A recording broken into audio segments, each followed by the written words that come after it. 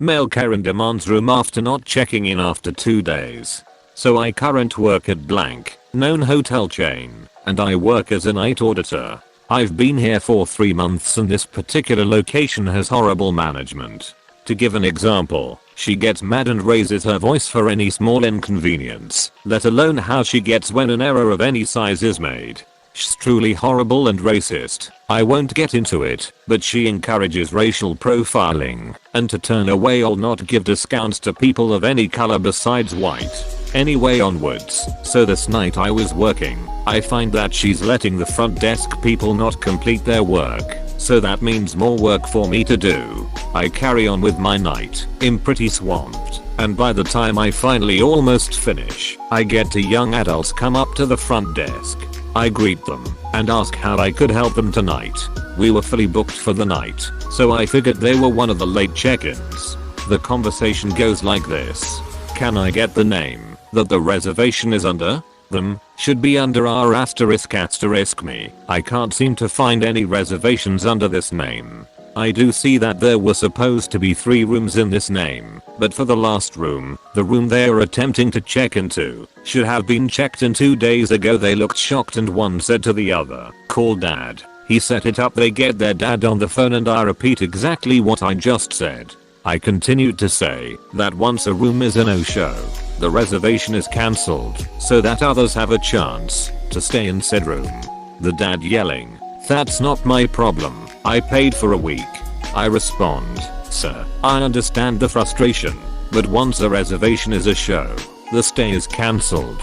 Him yelling some more, "Just give my sons a room." I respond, "I'm sorry sir, with current events happening in the area, we are fully booked for the night, and that there is nothing I could do." He's not having it. He yells out at more, "Give me your manager." I demand to speak with them.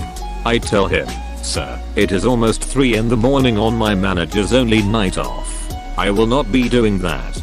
I didn't want to talk with her, let alone be a mediator between her and this dad Karen.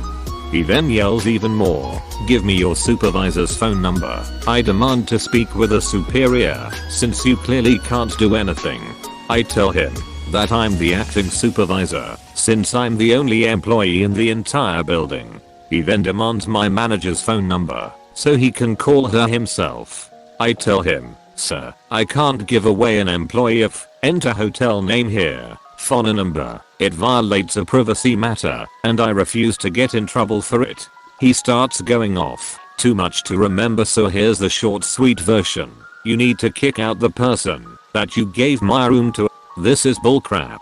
Go wake someone up now and give it to my sons. Me trying to keep it together. Sir, I cannot and will not do that to a paying customer.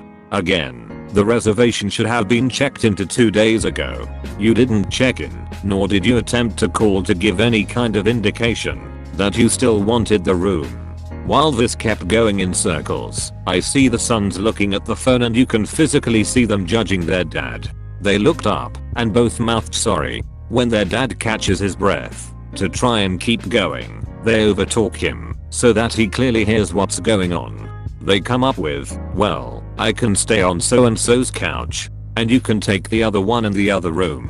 They both were settled and told their dad that that's what they are going. The dad was not happy with this and tried to keep going. Mid-sentence, the son holding the phone says, "Dad, you're acting like child. We got it figured out, calm down." And before the dad can finish another sentence, the kid hangs up on the dad. They apologized for their dad's behavior. They said he's been getting angry easily and that I didn't deserve that. I thanked them for understanding and they went up to the rooms. About 40 minutes later, I get a Postmates driver saying he has a delivery for the front desk.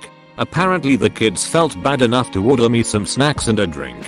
I ended up tipping the driver as thanks. I used to work these kind of jobs like DoorDash and a few others. In the morning, the kids came down and asked if I got the order.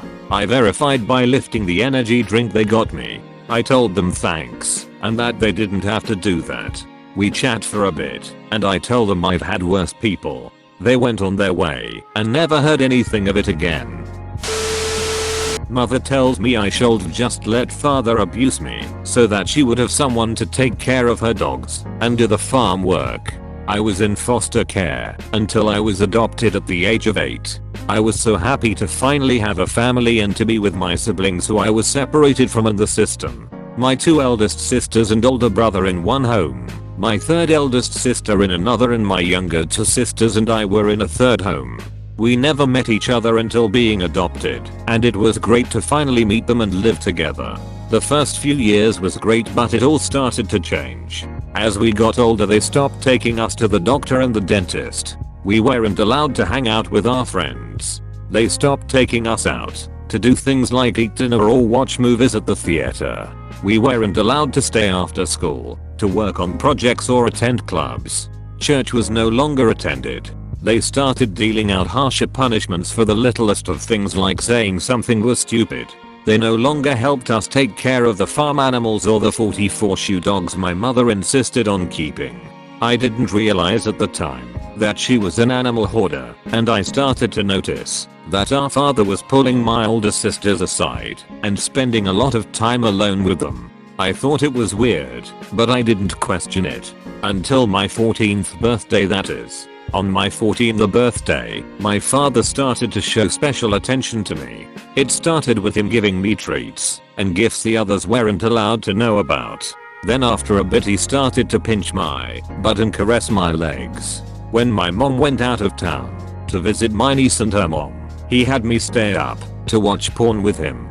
I tried to refuse, but he put his legs over mine and prevented me from leaving the couch. He was well over 300 pounds and I weighted less than 100. After that the abuse kept getting more severe and I realized that I had to stop it before it went too far, and or he started on my younger sisters. So on Halloween my freshman years of high school, I ran away from home and told my friend's mom what happened. My father figured out where I was, and while she was reporting to the police what I had told her, he came and tried to break her front door in. The police arrested him, took my statement, and had CPS come get me. I was placed back into foster care and went through a year of court proceedings. He was found guilty and the rest of my siblings were moved out of the home. On the day of his sentencing, I insisted that I was going to be there to face him. After I said what I needed to in front of him and the judge, he was sentenced and taken out. As I was leaving the courtroom I saw my mother charging me. She grabbed my arm and the following conversation occurred. BM equals my bitch mother, M equals me, CW equals my caseworker, C equals cop. BM, why would you do this? You are ruining my life. M, what? He abused me. CW, let go of her. BM, putting her finger in CW's face. Stay out of this. Turning back to me. So what? He is your dad. You shouldn't have done this. Your sisters didn't do this. You should have just let him continue doing it. It's not like he hurt you. And with all of you gone, who is going to do all the work at home? Who is going to take care of all my little babies? They can't take care of themselves. They are just dogs. CW, wait, you knew this was happening? BM, of course. I told him he could, as long as he didn't have sex with the girls. We can't have them getting pregnant, you know. M, starts crying. CW, you know that is a crime, right? She motions for one of the cops in the building to come over and tells them what BM told us. C tells BM her rights as she is handcuffed. BM, screaming now, you can't do this. I did nothing wrong. My babies. Tell them the truth. I didn't do anything wrong. You bet you will pay for this. C, shut up, will you? Drags the screaming BM out of the courthouse. She ended up going to jail also. After she got out, she tried to get in contact with me through one of my friends, but I never responded. And can you blame? Thanks for reading. If any of you are in an abusive situation, I hope you can find the courage to get out. Don't let your abuser have power over you. It will get better, and you can get through it.